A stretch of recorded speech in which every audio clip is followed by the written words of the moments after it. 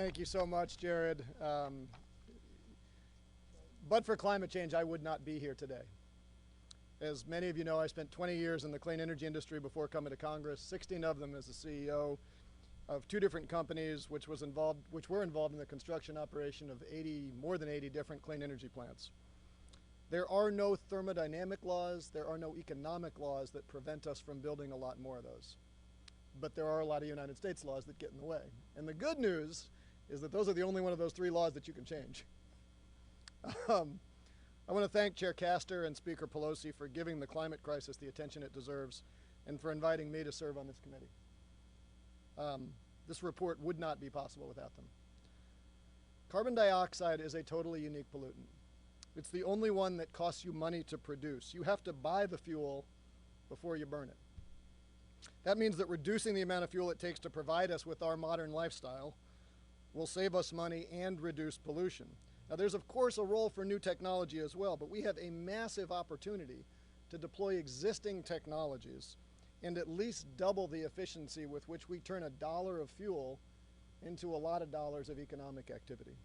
Now, I don't say this out of some naivete. As much as I care about climate, most of my customers, most of my investors did not. They cared about earning a return on their investment. And if we in Congress apply that same economic self-interest to our energy and environmental policy, we will introduce massive growth and ensure a sustainable and clean future for our children. That's what this report does. It recognizes that our energy markets are not efficient.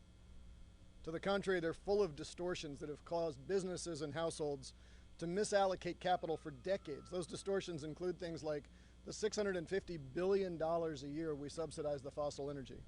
They include things like the split incentive problem in the building space, cost plus utility regulation, and a consistent failure to consistently price externalities.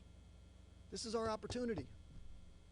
Because in many cases, getting to a level playing field just requires removing the subsidies that are enjoyed by incumbent polluting participants. And when we level that playing field, the American consumer and the environment wins. Now, in this report, we recommend establishing a national climate bank to remove the financial barriers to capital-intensive energy projects. We recommend requiring publicly traded companies to disclose their climate-related exposure so that reward-seeking capital can better understand the risks they're taking on. Stripping oil and gas companies of market-distorting tax breaks, putting a price on carbon.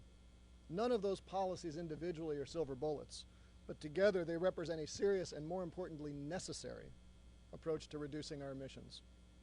I'm proud of this report. I want to thank all my colleagues on the committee. It has truly been a pleasure working with all of you, and I want to close with the wisdom of Winston Churchill.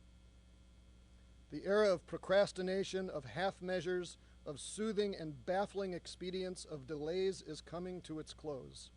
In its place, we are entering an era of consequences. We all know what we have to do.